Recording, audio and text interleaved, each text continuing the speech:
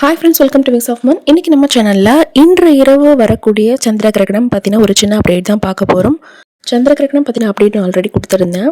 But அதில் நிறைய sisters கேட்டிருந்தீங்க, சந்திர கிரகணம் அப்போது நான் வீட்டுக்கு வெளியே போகலாமா, இந்த மாதிரி ஹாஸ்பிட்டல் நான் போகணும், ட்ரெயின் ட்ராவல் பண்ணணும், இன்னும் ஒருத்தவங்க நான் தண்ணி குடிக்கவே கூடாது அப்படின்னு வீட்டில் சொல்கிறாங்க, இன்னொரு சிஸ்டர் என்ன சாப்பிடக்கூடாது அப்படின்றாங்க.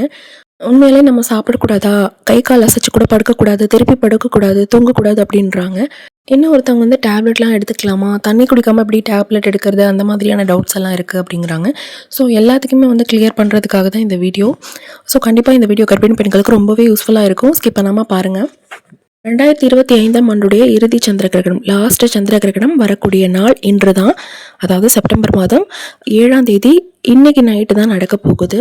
இன்னைக்கு நைட்டு, அதாவது செப்டம்பர் 7 இரவு 8:58க்கு தொடங்கி நாளைக்கு, அதாவது செப்டம்பர் 8 அதிகாலை 2:25க்கு முடிவடையுது. கிட்டத்தட்ட 5.5 மணி நேரங்களுக்கு தொடர்ந்து இந்த கிரகணமானது நீடிக்கும். கரெக்டாக சொல்லணும் அப்படின்னா 5 மணி நேரம் 27 நிமிடங்களுக்கு இந்த கிரகணம் நீடிக்குது. 2022க்கு பிறகு வரக்கூடிய மிக நீண்ட கிரகணம் இதுதான். இந்த கிரகணத்தை ரத்த நிலவு, ரத்த சிவப்பு நிலவு, ரெட் பிளட் மூன் அப்படின்லாம் சொல்கிறோம். எதனாலனா, ஒரு குறிப்பிட்ட நேரத்தில் இந்த கிரகணம் பார்த்திங்கன்னா முழு நிலவையும் ரத்த சிவப்பு நிறத்தில் மாற்றிடும். அதனால தான் இந்த பெயர் சொல்கிறாங்க. இன்னும் இந்த கிரகணம் ஒரு முழு சந்திர கிரகணம். சந்திர கிரகணம் அப்படின்னா எல்லாருக்குமே தெரியும், பூமி, சூரியன், சந்திரன் எல்லாமே ஒரே நேர்கோட்டில் சந்திக்கும் பொழுது சூரியனுக்கும் சந்திரனுக்கும் இடையில பூமி இருக்கும் இல்லையா, அந்த டைமில் பார்த்தீங்கன்னா சூரிய ஒளியானது சந்திரன் மேலே படாது. பூமி சூரிய ஒளி கதிர்களை நிலவு மேலே படாத வண்ணம் தடுத்துட்டு இருக்கிறதுனால பூமியுடைய நிழல் தான் பார்த்திங்கன்னா அந்த நிலவு மேலே படும். இந்த ஒரு நிகழ்வை தான் நம்ம சந்திர கிரகணம் அப்படின்னு சொல்கிறோம். இன்று இரவு நிகழ போகிறது பார்த்திங்கன்னா முழு சந்திர கிரகணம். ஸோ நான் ஆல்ரெடி சொன்ன மாதிரி ஒரு குறிப்பிட்ட நேரத்தில் நிலவு பார்த்திங்கன்னா ரத்த சிவப்பு நிறத்தில் காட்சி அளிக்கும். இந்திய மக்களால் இந்த கிரகணத்தை நான் பார்க்க முடியுமா அப்படின்னு கேட்டிங்கன்னா, இந்தியாவில் இருக்கக்கூடிய எல்லா மக்களாலையும் இந்த கிரகணத்தை பார்க்க முடியும். இன்னும் குறிப்பாக சென்னை மக்களால் கிழக்கு வானத்தை திரும்பி பார்த்தாங்க அப்படின்னாலே தெளிவாக பார்க்க முடியும்னு சொல்லியிருக்காங்க. ஸோ இந்த கிரகணத்தப்போ கர்ப்பிணி பெண்கள் கண்டிப்பாக செய்யக்கூடாத விஷயங்கள் என்னென்ன, எப்படி இருக்கணும் அப்படிங்கிறத பார்ப்போம். ஃபர்ஸ்ட் ஒரு சிஸ்டர் கேட்டிருந்தாங்க இல்லையா, ஹாஸ்பிட்டல் போகலாமா, ஸ்கேன் எடுக்க போகலாமா, அல்லது எனக்கு டெலிவரி டைம் இன்னைக்கு தான் கொடுத்துருக்காங்க, பெயின் வந்துருச்சுன்னா என்ன பண்ணுறது அப்படின்னு கேட்டிருக்காங்க இல்லையா. இந்த மாதிரி முக்கியமான சுச்சுவேஷன் இருக்குது, கண்டிப்பாக தவிர்க்க முடியாது அப்படின்னா நீங்கள் தாராளமாக போயிட்டு வரலாம், எந்த இஷ்யூஸும் கிடையாது. இதை விட்டுட்டு நான் பீச் போகிறேன், பார்க் போகிறேன், அவுட்டிங் போகிறேன், ஷாப்பிங் போகிறேன், அந்த மாதிரி தேவையில்லாமல் தான் போகக்கூடாது. இன்றைக்கி பகல் ட்ரெயின் ட்ராவல் பண்ணணும் சிஸ்டர், நான் போகலாமா அப்படின்னு கேட்டிருந்தீங்க. தாராளமாக நீங்கள் போயிட்டு வரலாம். நைட் டைமில் தான் கிரகணம் அப்படிங்கிறதுனால, டே டைமில் ட்ராவல் பண்ணுறதுனால எந்த ஒரு இஷ்யூஸும் கிடையாது. நீங்கள் தாராளமாக போயிட்டு வாங்க சிஸ்டர். இன்னொரு சிஸ்டர் கேட்டிருந்தாங்க, நான் எங்கள் வீட்டில் சொல்லியிருந்தாங்க, ஒரு சொட்டு தண்ணீர் கூட வாயில் வைக்கக்கூடாது, சாப்பிட்றதெல்லாம் 6 மணிக்குள்ளே முடிச்சிடணும், அதுக்கப்புறம் நீங்கள் சாப்பிடக்கூடாது, தண்ணீரும் குடிக்கக்கூடாது அப்படின்னு சொல்லியிருந்தீங்க இல்லையா. அந்த மாதிரிலாம் கிடையாது. கிரகண நேரத்தில் நீங்கள் சாப்பிட்டாலும் பிரச்சனை இல்லை, தண்ணி குடித்தாலும் பிரச்சனை இல்லை. சாப்பிடக்கூடிய உணவு மட்டும் லைட்டாக இருக்கிற மாதிரி பார்த்துக்கணும். கிரகணம் கிட்டத்தட்ட 8:58 9 மணிக்கு தான் தொடங்குது இல்லையா, அதனால் நீங்கள் 8 8:30க்கெலாம் டின்னர் முடிச்சிருங்க. நீங்கள் சாப்பிடக்கூடிய உணவு லைட்டாக இருக்கிற மாதிரி பார்த்துக்கோங்க. இட்லி, இடியாப்பம் இந்த மாதிரி கடையில் வாங்கின உணவுகள் சாப்பிடக்கூடாது. ஆயில் ஐட்டம் வேண்டாம், நான்வெஜ் ஐட்டம் வேண்டாம். உங்களுக்கு யூஸ்வலாக ஒத்துக்காது இல்லையா சில ஐட்டம்லாம், அதெல்லாம் கூட இப்போ சாப்பிடக்கூடாது. நிறைய பேர் சொல்ல கேள்விப்பட்டிருப்பீங்க நீங்கள், கிரகண நேரத்தில் நான் சாப்பிட்டேன், நிறைய வாமிட் வந்துருச்சு, வயிறு உப்புசமாக இருந்துச்சு அப்படின்னு. இதுக்கெல்லாம் காரணம் கிரகண நேரத்தில் நமக்கு டைஜஷன் ரொம்ப ஸ்லோவாக இருக்கும். இதனால தான் செரிக்காமல் சில பேருக்கு ஹெவியாக சாப்பிடும்போது வாமிட் வரும், வயிறு உப்புசமாக இருக்கும். ஸோ டைஜஷன் ஸ்லோவாக இருக்கும் அப்படிங்கிறதுனால லைட்டாக சாப்பிடணுமே தவிர நம்ம சாப்பிடவே கூடாது அப்படின்லாம் கிடையாது. 8 8:30க்கெலாம் உங்களுக்கு டின்னர் முடிச்சிருங்க. அதுக்கப்புறம் உங்களுக்கு பசிக்கும். நைட் டைம் ஃபுல்லாக கிரகணம் இல்லையா, 5.5 மணி நேரத்துக்கு நடக்குது அப்படிங்கும்போது அந்த டைமில் உங்களுக்கு பசிக்கும். திடீர்னு முழிப்பு வந்துருச்சுன்னா பசிக்கும் அப்படின்னா முன்னாடியே பால் காய்ச்சி வச்சுக்கோங்க, ஃப்ரூட்ஸ் கட் பண்ணி வச்சுக்கோங்க. இது நம்ம அந்த டைமில் சாப்பிட்றதுனால எந்த பிரச்சனையும் இல்லை. அதே போல் டாக்டர் கொடுத்த டேப்லெட்லாம் கரெக்டாக நீங்கள் போடணும். டின்னர் கம்ப்ளீட் பண்ணிட்டு டேப்லெட்லாம் எடுத்துக்கோங்க. ஃப்ரூட்ஸ் எல்லாம் முன்னாடியே கட் பண்ணி வைக்கிறதுக்கு காரணம் பார்த்திங்கன்னா, கிரகண நேரத்தில் நம்ம ஷார்ப்பான பொருட்களை ஹேண்டில் பண்ண வேண்டாம் இல்லையா, அதனால தான்.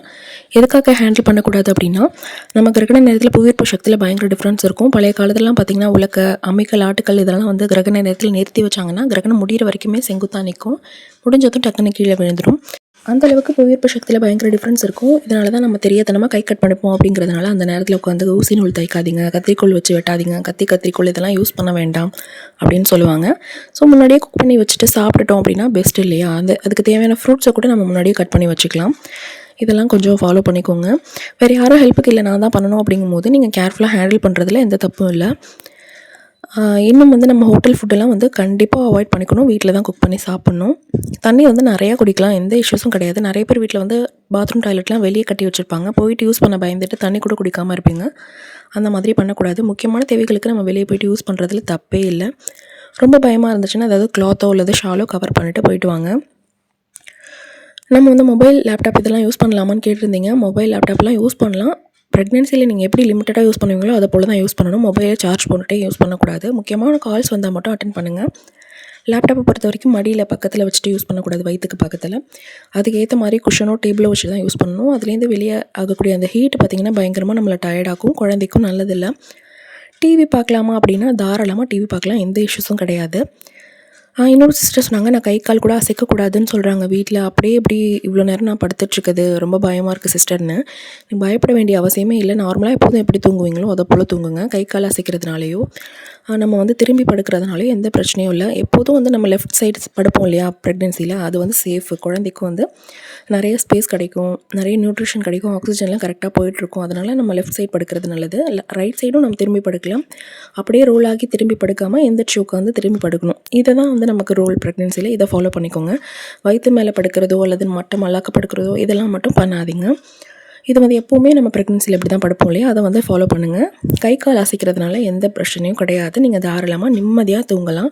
ஒரு சிஸ்டர் கேட்டிருந்தாங்க, நம்ம தூங்கவே கூடாதா சிஸ்டர், வீட்டில் சொல்கிறாங்க முழிச்சிட்டே உட்காந்துருக்க முடியுமா, இது 5.5 மணி நேரம் அப்படிங்கும்போது நீங்கள் தூங்காமலாம் இருக்க முடியாது. தூங்குற நேரம் அப்படிங்கிறதுனால தூங்குறது பெஸ்ட்டு. முழிச்சிட்டு இருந்தோம் அப்படின்னா தான் நமக்கு ஏதாவது ஆகுமோ, குழந்தைக்கு ஏதாவது ஆகிடுமோ அப்படின்னு சொல்லிட்டு நம்ம தேவையில்லாமல் யோசிச்சுட்டு இருப்போம். இதனால் நமக்கு ப்ரெஷர் தான் ஏறும். தயவு செஞ்சு நீங்கள் தூங்கிடுங்க. தூங்குறது ரொம்ப ரொம்ப பெஸ்ட்டு. தூக்கமே வரல அப்படின்னா பிடிச்ச புத்தகம் படிக்கிறது, பிடிச்ச இசையை கேட்குறது, பிடிச்ச தெய்வத்தை வழிபடுறது, இந்த மாதிரி பண்ணும்போது மனசு அமைதியாகிடும். நம்மளை சுற்றி நல்ல ஒரு பாசிட்டிவ் வைப்ஸ் கிடைக்கும். கண்டிப்பாக ஆட்டோமேட்டிக்காக தூக்கம் வரும். இதெல்லாம் ஃபாலோ பண்ணுங்கள்.